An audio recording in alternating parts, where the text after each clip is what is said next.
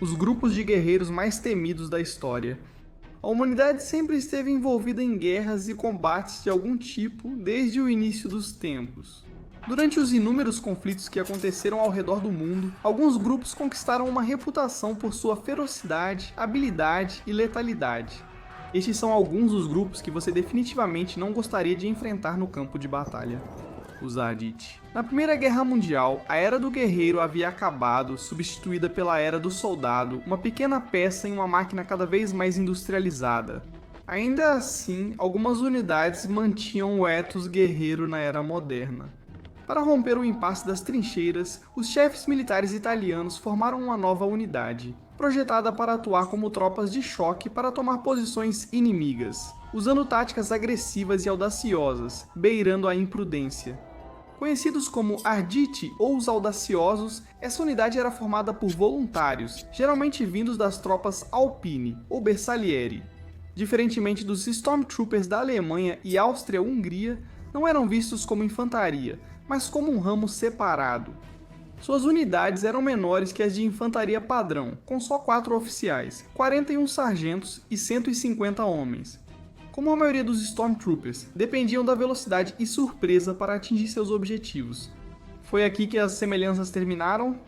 Embora tivessem acesso a armas de fogo modernas, como uma versão mais leve do rifle de infantaria padrão, Carcano 1891, a carabina Moscheto, além de metralhadoras e lança-chamas, seu armamento principal eram as barulhentas granadas de mão Tevenot, que tinham como objetivo mais desorientar o inimigo do que matar, às vezes carregando até 25 granadas cada um. Eles também carregavam uma adaga de combate letal. Essa faca era tão icônica que eles frequentemente eram retratados em cartazes de propaganda com ela presa entre os dentes de Ardite enquanto lançavam suas granadas. Eles avançavam protegidos pelo bombardeio de artilharia, que geralmente mantinha o inimigo encurralado e sem reação. Quando estivessem perto o bastante, a artilharia parava e os Ardite lançavam granadas no inimigo ainda abaixado, fazendo-os pensar que o bombardeio continuava. Antes da poeira baixar, os Ardite pulavam nas trincheiras e lutavam corpo a corpo. Seus pequenos punhais lhes davam uma vantagem tremenda sobre seus inimigos, que empunhavam rifles longos e pesados com baionetas. Suas táticas foram um sucesso retumbante. O primeiro ataque registrado dos Ardite foi em 18 de agosto de 1917, na frente do Isonzo. Durante a operação, eles pegaram um inimigo austro-húngaro de surpresa e capturaram 500 soldados e 8 metralhadoras, sofrendo apenas baixas mínimas. Devido ao status de elite, eram transportados de trem ou caminhão, sem precisar caminhar longas distâncias como a infantaria regular, podendo levar cargas mais leves e aumentando sua velocidade e mobilidade. Recebiam salários maiores, não serviam nas trincheiras e tinham acomodações melhores.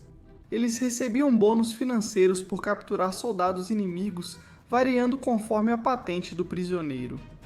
Isso, porém, tinha um custo. Com equipamento leve, eram fortes no ataque, mas não conseguiam manter o terreno conquistado. Não era incomum que os Arditi tivessem taxas de baixas de 30% durante suas missões, mas isso não é surpreendente para uma unidade cujo lema é ou vencemos ou todos morremos. Olá pessoal, aqui é o Cris. Vocês provavelmente já estão acostumados a me ouvir durante nossos anúncios, mas agora eu quero falar sobre algo um pouco diferente. Cada vídeo que fazemos é mais que conteúdo, envolve pesquisa, criatividade e paixão pela história. Fazemos isso porque confiamos no poder da história, suas lições e sua capacidade de conectar pessoas. Às vezes, a realidade de administrar um canal no YouTube apresenta desafios, como a desmonetização ocasional, que impacta a capacidade de produzir o conteúdo que todos nós amamos.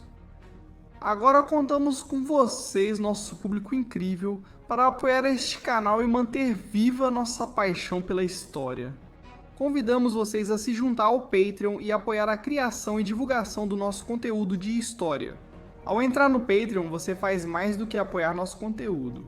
Você está se tornando parte integrante de uma comunidade dedicada a preservar e promover a história. Lembre-se, todo apoio faz uma diferença real. Se quiser saber mais sobre como você pode ajudar, por favor, siga o link abaixo. Obrigado como sempre pelo seu interesse e pela sua sede de história. Os Gurkhas. O nome Gurkha é derivado da cidade de Gurkha, no centro do Nepal. No século XVIII, Prithvinarayan Shah unificou o Nepal ao conquistar os principados vizinhos e formar um império forte. Os guerreiros dessas diversas regiões passaram a ser conhecidos coletivamente como Gurkhas. Em 1814, uma expedição britânica ao Nepal encontrou os Gurkhas em batalha e ficou impressionada com as habilidades e a ferocidade que eles demonstraram. Os Gurkhas respeitavam os britânicos e, após o conflito em 1816, o tratado permitiu seu recrutamento para o exército da Companhia das Índias Orientais, mais tarde integrado ao exército britânico. Esse foi o início de uma das maiores parcerias da história militar. Ao longo dos séculos, os Gurkhas lutaram bravamente em muitos conflitos, incluindo guerras na Ásia Central na Era Vitoriana, mantendo lealdade ao Império Britânico durante o Motim dos Sipais, e sendo dos primeiros enviados para conter problemas na Índia, Paquistão e Afeganistão. Nos séculos 20 e 21, os Gurkhas lutaram nas duas guerras mundiais, em Chipre, Bornéu, nas Malvinas, além do primeiro Haque e do Afeganistão na Guerra Global contra o Terrorismo. As forças Gurkha usaram armas que evoluíram de mosquetes de pederneira a armas modernas, mas a tradicional faca kukri sempre permaneceu em seu arsenal. Essa lâmina curva de 38 a 46 centímetros é usada por todos os Gurkhas e já foi empregada diversas vezes contra inimigos ao alcance deles. Há quem acredite que, após desembainhada, a kukri só pode ser guardada após provar sangue até do dono. Porém, isso é exagero. A faca é usada mais para preparar alimentos que para derramar sangue. A maioria dos relatos diz que os Gurkhas são amigáveis fora do campo de batalha, por isso chamados de guerreiros felizes, mas em combate tornam-se inimigos implacáveis. O lema deles é melhor morrer do que ser covarde, já se provou verdadeiro inúmeras vezes. Os Gurkhas ganharam 13 Cruzes Vitória, maior honraria das Forças Armadas Britânicas e várias outras distinções. Os Gurkhas continuam essenciais nas Forças Armadas Britânicas e também atuam em grande número nas indianas. É certo que, no futuro, seus inimigos sempre vão tremer ao ouvir o grito de guerra deles. Ayogurtkali, os Gurkhas estão chegando. Guerreiros Zulu. No início do século XIX, sob a liderança do poderoso rei Shaka, o povo Zulu forjou um dos reinos mais poderosos da África. Seu poder militar permitiu conquistar vizinhos e se firmar como grande oponente à colonização europeia no sul da África. A espinha dorsal do exército Zulu era o sistema Amabuto, que foi reformado durante o reinado de Shaka. Jovens de todo o reino eram recrutados para regimentos Ibuto conhecidos como Impi. Essas unidades ficavam em seus quartéis e usavam enfeites decorativos, como penas ou peles, para se distinguir de outros impi, sendo lideradas por guerreiros mais velhos e experientes. Os homens eram a força militar do rei Zulu, mas também atuavam no policiamento, trabalho e ajudavam nas caçadas do rei. Como em muitos exércitos, havia forte rivalidade entre unidades e regimentos competindo por supremacia. Brigas eram frequentes e, enquanto só usavam cacetetes e armas contundentes, pouco se fazia para impedir as altercações. Só quando lanças eram usadas é que os oficiais intervinham para acabar com as brigas. Em um incidente, 2 regimentos entraram em confronto, deixando 70 homens mortos e muitos outros feridos. O escudo era o elemento mais icônico do equipamento Zulu. Há vários tipos, com tamanhos e formas diversos, mas em geral eram feitos de couro do gado Nguni. O tipo mais comum no campo de batalha era o isilangu, oblongo e com cerca de 1,5 m de altura. Fazia-se um corte central no couro para inserir um bastão de madeira. Esses escudos eram duráveis, embora praticamente não oferecessem proteção contra as armas de fogo dos colonizadores europeus.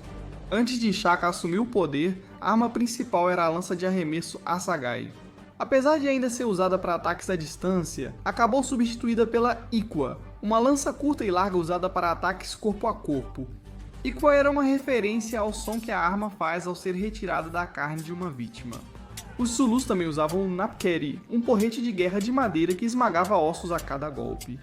Eles usavam armas de fogo, principalmente mosquetes de pederneira antigos obtidos por comércio, mas com pouca eficácia em batalha. Sem sistema logístico, os guerreiros Zulus dependiam dos recursos locais, tornando suas campanhas curtas e agressivas.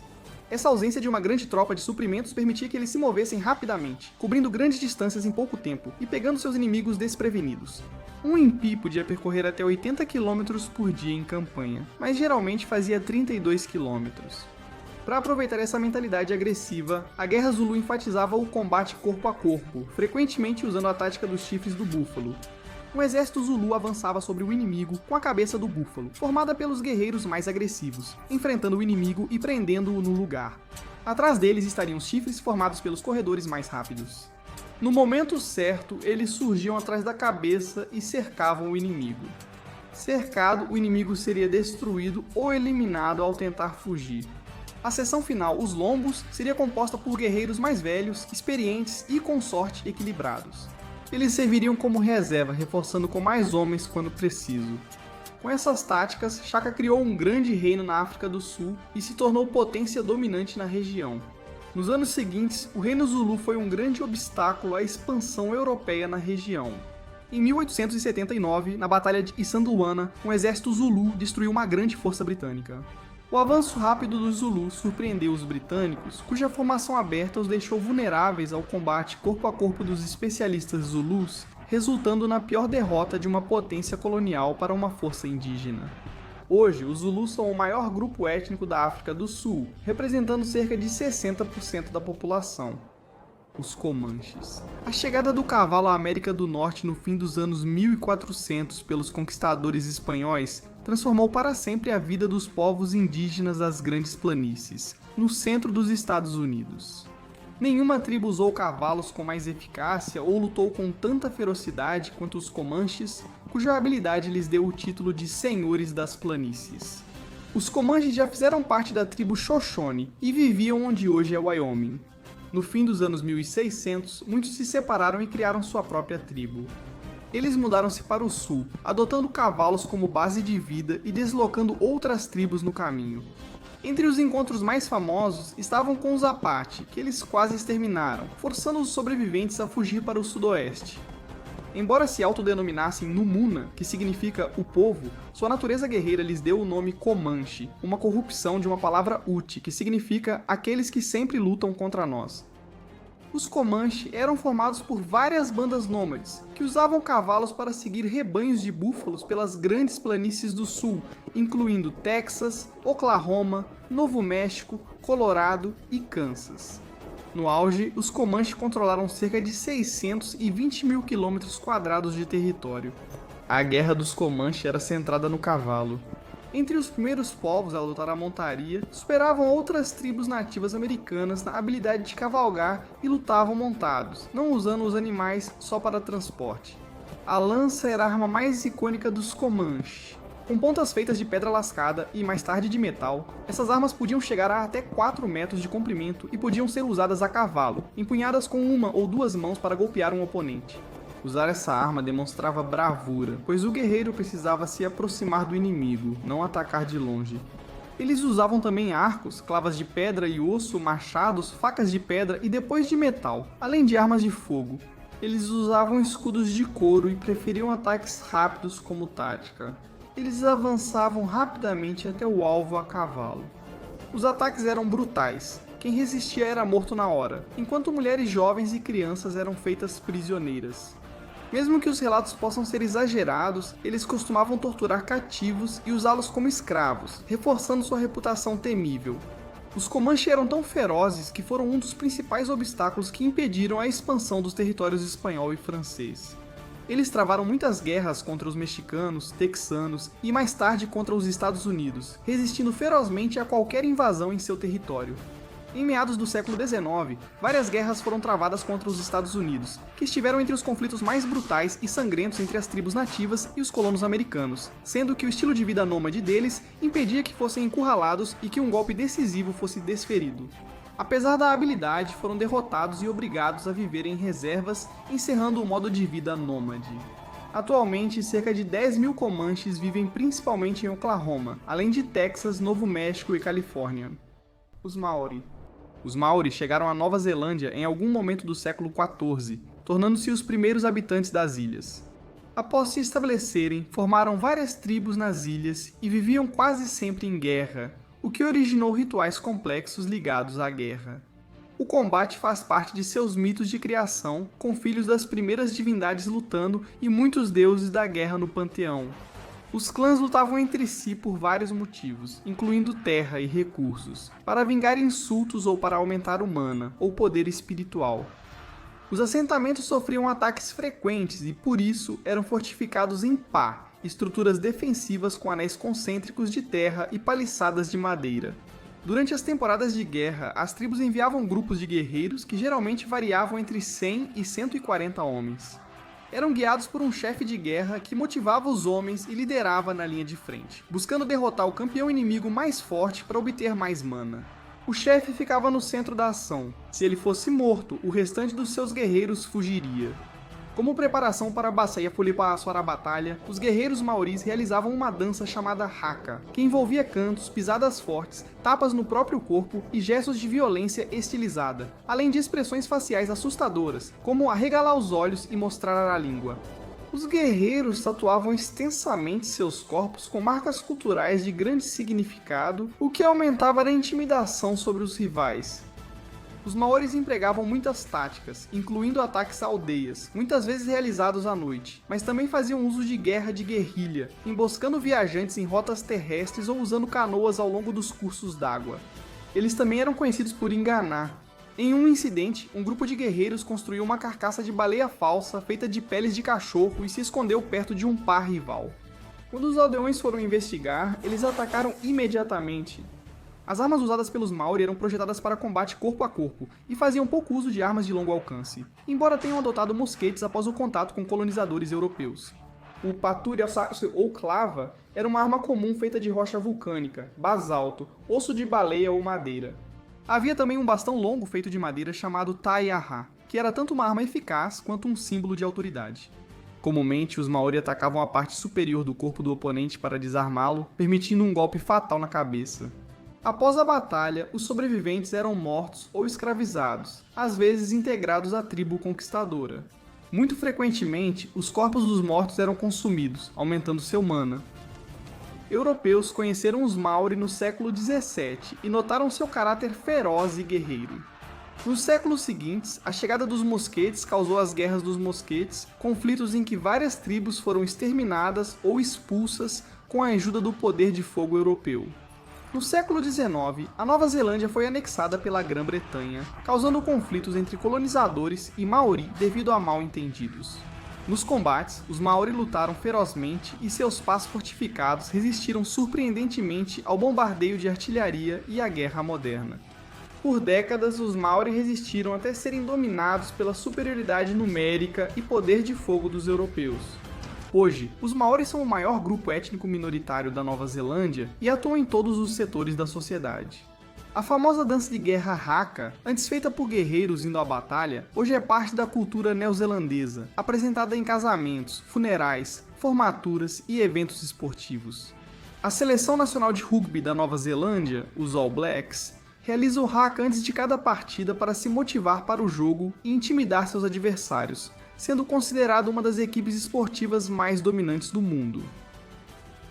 Qualquer inimigo pode ser perigoso, mas alguns guerreiros históricos ficaram conhecidos como adversários que ninguém gostaria de enfrentar.